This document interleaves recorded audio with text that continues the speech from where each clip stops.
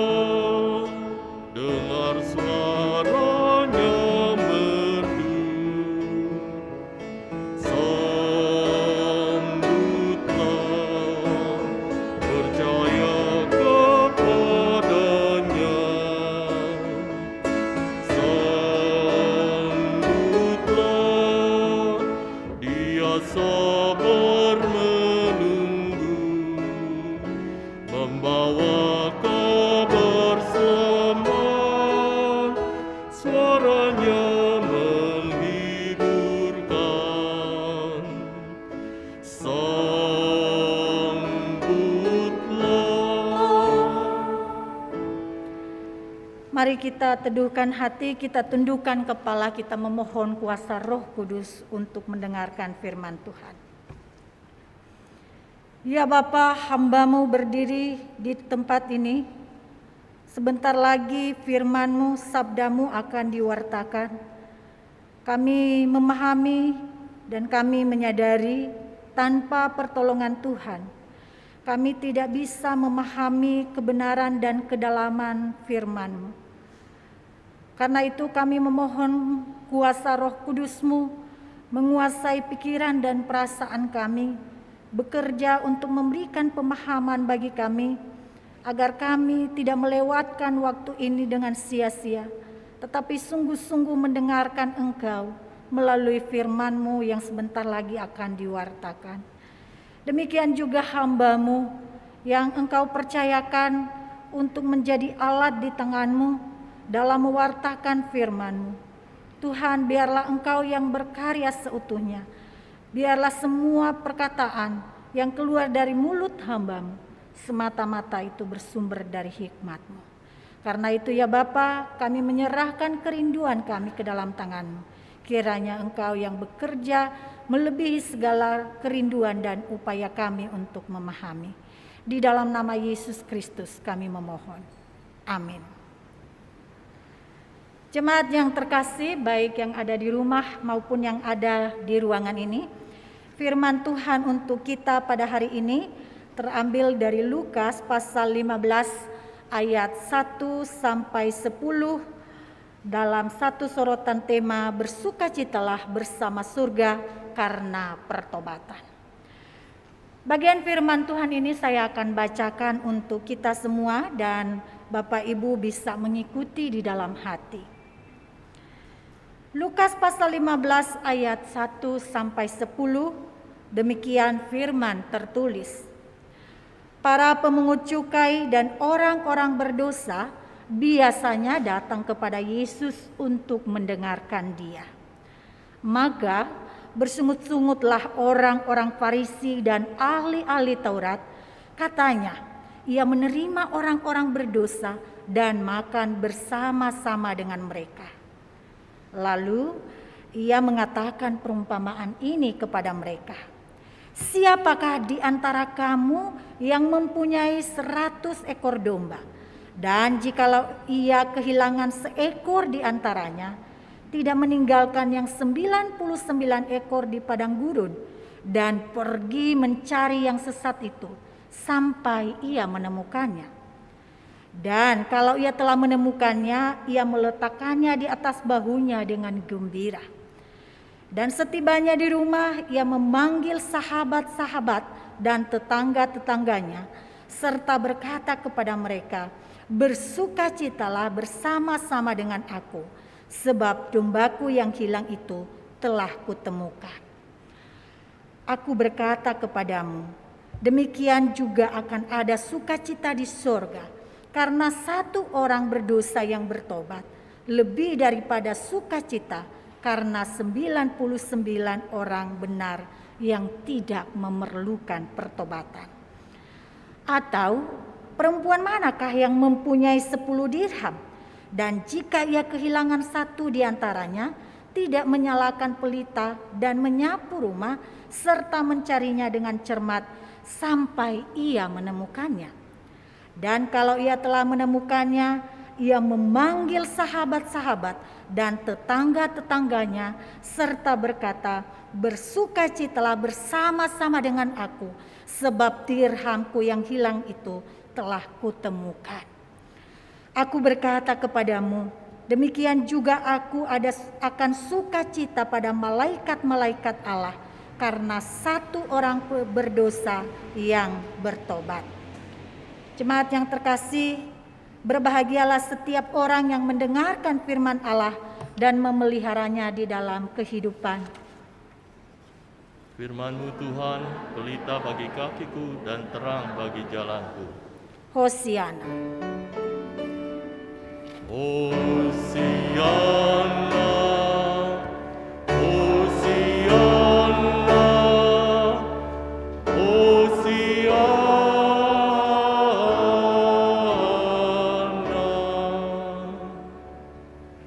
Shalom Bapak Ibu Saudara sekalian. Baik Bapak Ibu yang ada di sini maupun yang ada di rumah, sangat bersukacita kita sudah mulai bisa bertatap muka walaupun dalam kondisi yang masih sangat terbatas. Tapi puji Tuhan, kita bisa melewati masa-masa kritis, masa-masa yang sangat mencekam, dan kita mengerti semua itu karena pertolongan Tuhan yang membawa kita pada detik ini. Saudara, kita mendengarkan firman Tuhan hari ini yang diangkat dari Lukas pasal 15 ayat 1 sampai 10 dan berbicara tentang bersukacita bersama surga karena pertobatan. Bapak Ibu barangkali pernah membaca sebuah kisah dari seorang ayah bernama Cheng Sengkuan dari Cina yang kehilangan anaknya yang berumur 20 bulan. Dan Bapak Cheng Sengkuan ini dia memiliki keterbatasan secara fisik. Kakinya tidak bisa bergerak seperti kita, termasuk dalam golongan disability. Dan dalam kondisinya yang terbatas itu, dia mengalami hal yang memilukan. Seorang anaknya diculik, hilang di tengah-tengah pengasuhan kakeknya. Lalu dengan keterbatasan fisiknya dia cari dan dia merangkak sepanjang 111 km.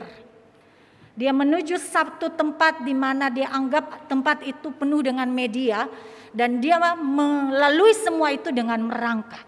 Perjuangan yang luar biasa, sebuah upaya yang besar karena dia memahami bahwa kehilangan anak yang dikasihinya itu akan menyakitkan dan akan membawa kepada kebinasaan. Saudara, ia mengaku tidak akan pernah lelah untuk mencari anaknya sampai ia menemukan, sampai dia harus merangkak 111 kilometer, dan semuanya ia lakukan karena atas dasar kasih. Ya Bapak Ibu, kalau kita memiliki anak, nggak mungkin kita mengatakan masih ada anak yang lain lah.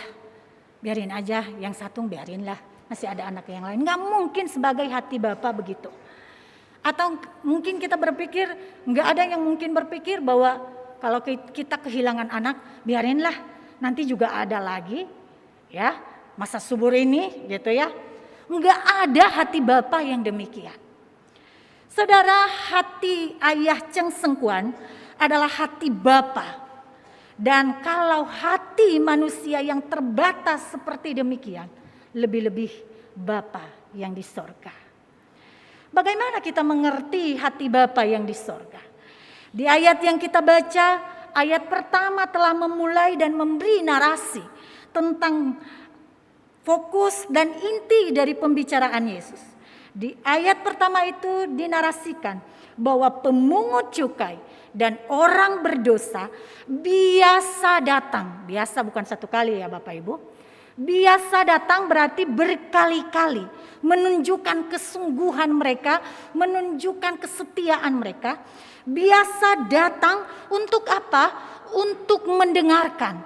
Jadi bukan hanya datang untuk show off atau datang untuk menampilkan diri saja, tapi datang untuk mendengarkan. Kalau kita memahami kata mendengarkan, itu melibatkan semua kuping, penglihatan, terus pikiran, mendengar yang benar demikian. Bukan lalu lalang dari sini masuk masuk kanan lewat ke kiri. Tapi mendengar yang benar adalah melihat, mendengar, menyimpan, menyimak, dan menganalisa di dalam hati. Nah, orang berdosa ini menunjukkan sebuah sikap yang aktif untuk datang dan aktif untuk mendengarkan. Itu yang dinarasikan di ayat yang pertama. Ayat yang kedua, ada lagi pihak lain selain pemungut cukai dan orang berdosa. Dikatakan orang Farisi dan ahli Taurat bersungut-sungut. Karena kenapa? Karena Yesus membuka diri kepada orang berdosa. Jadi dua kelompok yang kita temukan di sini, satu yang aktif datang untuk mendengar, dan satu lagi para pemimpin agama yang aktif bersungut-sungut sekalian menjadi protes untuk sikap Yesus. Saudara-saudara yang terkasih dalam Yesus Kristus, untuk meresponi sungut-sungut para tokoh agama ini, maka Yesus mengeluarkan 3 perumpamaan secara berturut-turut dalam satu kesempatan waktu. Yang pertama adalah domba yang hilang. Yang kedua, dirham yang hilang. Dan yang ketiga, anak yang hilang. Saudara, di dalam perumpamaan itu menggambarkan sikap sang pemilik yang mengalami kehilangan. Dia memainkan angka-angka, Bapak Ibu. Dia menunjukkan bahwa pemilik sangat mengasihi dan menempatkan semua miliknya itu sangat berharga. Kalau kita memperhatikan permainan angka-angka di dalam perumpamaan itu, yang pertama, jumlah yang tertinggal. Ya, di dalam jumlah yang tertinggal, dalam perumpamaan domba yang hilang, ada 100 ekor domba, hilang 1. Dan dia mencari yang 1. Kalau kita dalam pikiran matematika kita yang cenderung bermain dengan angka-angka, daripada saya cari yang 1, lebih baik jaga ajalah yang 99 aja gitu kan. Tapi di dalam perumpamaan itu Yesus justru memberikan atensi, perhatian yang lebih kepada domba yang hilang. Itu artinya kenapa? Itu artinya bahwa Allah menginginkan domba satu keutuhan di dalam keselamatan. Dan itulah sukacita baginya ketika semua orang terselamatkan. tidak ada yang terhilang, tidak ada yang binasa, dan satu pun tidak ada yang dibuang, satu pun akan dikasihinya. Itu angka pertama. Dari perumpamaan yang kedua, ketika dia kehilangan dirham, dirham itu ada 10, jatuhnya di rumah, hilang 1, dan dia begitu repot untuk mencari dirham itu dengan, kalau kita berpikir kan jatuhnya di rumah nanti juga ketemulah, nggak nyangka-nyangka juga nanti ketemu. Tapi dia menunjukkan sikap urgensi, kesegeraan untuk dicari. Dia tidak membiarkan dirham yang 1 itu, walaupun dia masih punya 9. Jadi dia menunjukkan dalam angka-angka ini bahwa dia didorong bukan targetnya angka, tapi dia didorong oleh kasih. Kalau kita kembali kepada cerita Sengkuan tadi, atau dari kita sebagai seorang orang tua, ya kalau hilang anak kita, masih ada 3 anak yang tersisa, hilang 1, nggak mungkin kita berkata ya udahlah masih ada 3 ini udah dirawat aja dulu nih gitu kan, nggak mungkin. Maka hati Allah pun juga demikian. Semua berharga dan sukacitanya ketika semua ada, semua terselamatkan. Kalau kita lihat di angka perumpamaan yang ketiga, walaupun tidak menjadi bagian teks pembacaan kita hari ini, ada 2 anak hilang 1. Berarti 50% masih adalah 1 gitu. Tapi dia terus mencari. Saudara yang terkasih dalam Yesus Kristus, kalau kita melihat angka-angka yang hilang, dari 100 domba yang hilang berarti 1/100. Ya. Domba yang hilang itu dia kehilangan 1/100 dari yang ada. Kalau perumpamaan yang kedua, yang hilang itu 1 dari 10. Berarti 1/10 dari yang ada. Nilainya semakin meningkat. Kalau kita lihat perumpamaan yang ketiga, yang terhilang itu 1 dari antara 2, berarti setengah dari yang ada. Tetapi mau 1/100, mau 1/10, mau 1/2, mau berapapun, 3/4, di mata Allah berharga. Karena manusia, putra putri Allah bukan dilihat dari angka-angka, tapi dilihat dari jiwanya, dilihat dari kasih. Ini sudut pandang kasih yang tidak mau membiarkan satupun putra-putrinya kehilangan dan binasa. Bapak Ibu yang terkasih dalam Yesus Kristus, dari sini kita bisa melihat sang pemilik yang digambarkan sebagai Allah bagi manusia, memiliki sukacita jika semua manusia mendapatkan keselamatan. Dari sini kita juga bisa melihat bahwa semua orang harusnya akan mengalami sukacita jika mendapatkan keselamatan, kelimpahan kasih sayang dari Allah. Adalah semua orang harus mengalami sukacita bersama dengan Allah, dan Allah merindukan tidak ada satupun yang binasa. Karena itu dia mengerahkan segala upayanya untuk mencari dan terus mencari, tidak akan pernah lelah membiarkan anak-anaknya terhilang dan binasa. Saudara yang terkasih dalam Yesus Kristus, dari sini kita bisa melihat gambaran Allah yang penuh kasih sayang, yang tak kenal lelah dan tak pernah berhenti mencari kita yang berdosa. Saat sudah menemukan pun, ia bersuka cita karena putra-putri Allah, saya dan saudara terselamatkan di dalam kasih-Nya. Allah sangat mengasihi kita dan dia tidak bernafsu untuk menghukum diri kita, karena kasih-Nya begitu besar dan selalu membuka dirinya untuk pengampunan. Yang menjadi masalahnya Bapak Ibu, jikalau kita menyadari bahwa Allah telah mengasihi kita dan mengampuni kita, menanggung hukuman dosa kita yang seharusnya kita tanggung, mengapa justru kita sering menghukum diri sendiri? Lewat apa? rasa bersalah yang berkepanjangan, rasa tidak layak yang berkepanjangan. Padahal kalau dilihat-lihat tidak ada seorang manusia pun yang layak di hadapan Allah. Adanya adalah Allah melayakkan setiap manusia. Bukankah rasa bersalah yang berlebihan sering menghambat kita untuk datang kembali kepada Tuhan dan mulai berkomitmen untuk membaharui kehidupan kita dari segala kegagalan. Saudara-saudara yang terkasih dalam Yesus Kristus, dalam 3 perumpamaan itu, jika sedemikian kasih Allah bagi kita, yang kita tangkap melalui perumpamaan yang diungkapkan oleh Yesus, Ia adalah Allah yang kita tidak pernah ragukan lagi dalam kasih sayangnya, karena Ia memberikan segala-galanya bagi kita. Di tengah dunia kita gagal menerima kasih sayangnya utuh.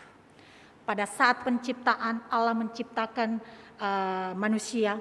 Dia membentuk keluarga yang ideal. Dia merancang secara ideal bahwa keluarga adalah tempat kita merayakan cinta kasih, ya, kasih sayang kita rayakan di tengah keluarga. Tapi kita sering gagal.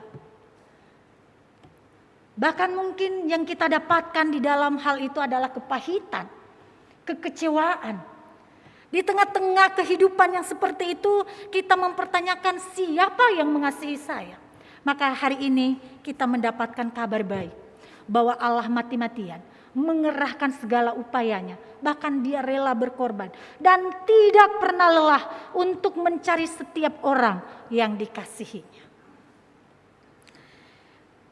Bapak Ibu, bagaimana seharusnya respon kita ketika kita tahu bahwa kita sedemikian dikasihi oleh Allah? Hal yang pertama yang kita lakukan adalah sikap membuka diri terhadap tawaran Allah. Sikap berbalik kepada Allah sumber pengampunan. Mengakui dengan hati yang hancur bahwa aku telah berdosa dan aku membutuhkan pemulihan dari Allah. Maka kita kembali meraih kasih sayang yang berkelimpahan yang bersumber dari Allah. Kita menunjukkan sikap bertobat, mengalami perubahan hidup yang duniawi, yang penuh dengan dosa, dan menjadi bebas dan dimerdekakan. Yang tadinya kita diperhamba oleh dosa, karena kita diraih oleh Allah dan kita menyambut tangan kasih Allah, maka kita bersedia untuk diubahkan. Meninggalkan segala kehidupan duniawi yang penuh dosa. Meninggalkan kehidupan yang penuh dengan kesemerawutan. Dan kini kita mengalami hidup dalam kebebasan. Saudara-saudara yang terkasih dalam Yesus Kristus, kembali kepada konteks pembicaraan awal, bahwa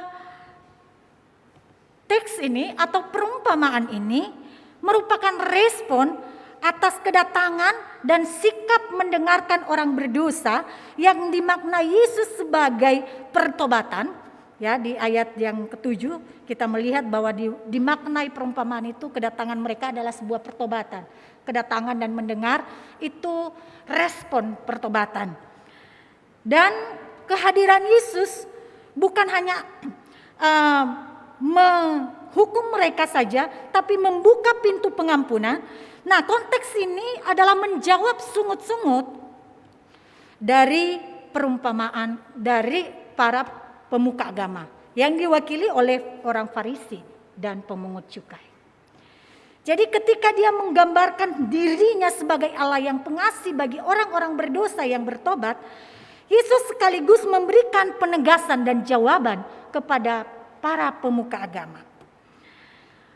Yesus seolah menegaskan bahwa saya dan Anda, para pemuka agama, konteks zaman saat itu, memiliki hati yang berbeda. Mereka tidak memiliki dan mereka tidak mengalami sukacita Allah karena kembalinya orang yang berdosa bertobat. Karena kenapa? Hati mereka tidak diisi oleh kasih Allah. Hati mereka lebih diisi dengan kesombongan, yang merasa diri lebih suci, lebih percaya diri daripada yang lain. Hati mereka diisi oleh kebencian, kemarahan, dan ingin untuk menyingkirkan pihak-pihak tertentu yang dianggap bagi mereka lebih berdosa dari mereka sendiri. Saudara mengaca dan bercermin dari kasih Allah. Dan jika kasih Allah itu adalah dasar dan pergerakan pelayanan kita, maka tentulah kita bersuka cita ketika ada orang yang mau berbalik kepada Tuhan. Jika kasih Allah menjadi dasar dan arah pergerakan pelayanan kita, tentulah kita membangun jembatan-jembatan agar orang berdosa bisa kembali lagi dan bukan justru membangun tembok-tembok yang justru memisahkan mereka dari kasih Allah. Kalau kita mendasari pergerakan pelayanan kita atas dasar kasih Allah, maka tentulah kita memberikan keyakinan bagi setiap saudara kita yang jatuh dan gagal karena dosa, bahwa mereka bisa berubah dan mereka bisa melakukan lebih baik daripada sebelumnya. Seharusnya ini adalah tugas anak sulung yang digambarkan di perumpamaan yang ketiga dan menjadi puncak dari pembicaraan Yesus. Anak sulung dalam konteks Yahudi adalah orang atau anak yang bisa mengambil tanggung jawab ayahnya.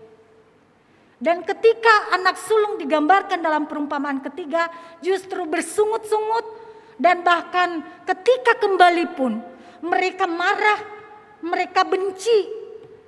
Yesus seolah menegaskan bahwa seharusnya sebagai para pemimpin agama, para tokoh yang menjadi teladan, harusnya merekalah yang mengambil tanggung jawab ini.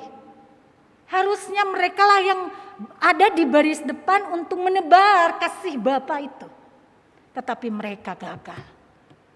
Karena mereka yang mereka bangun bukanlah jembatan, tetapi tembok. Yang mereka lakukan bukanlah support untuk meyakini bahwa engkau bisa keluar dan melangkah satu langkah lebih baik daripada sebelumnya. Tetapi mereka justru memberi stigma bahwa engkau telah gagal dan tidak layak lagi untuk menghadap dan mendapatkan keselamatan. Saudara yang terkasih, bagaimana praktisnya dalam kehidupan konkret kita? Kita boleh bertanya, bagaimana sikap kita ketika kita melihat mereka yang jatuh dalam dosa berada satu ruangan dengan kita? Satu ruangan dalam ruangan ibadah, satu ruangan dalam ruang persekutuan, berada dalam satu komunitas. Bagaimana kita meresponi kehadiran mereka? Apakah kita begitu sinis dibumbuin dengan gosip dan kata-kata yang tajam? Atau kita menebarkan perkataan-perkataan yang merangkul, yang membuat dia meyakini dirinya bahwa saya bisa keluar dari kegagalan? Jika kita punya hati Bapa, maka tentulah kita akan meresponinya dengan mengulurkan tangan untuk menerima kasih sayang Bapa sambil menebarkannya kepada sesama. Karena itulah sesungguhnya sukacita di dalam Kristus. Tuhan Yesus memberkati kita semua. Amin.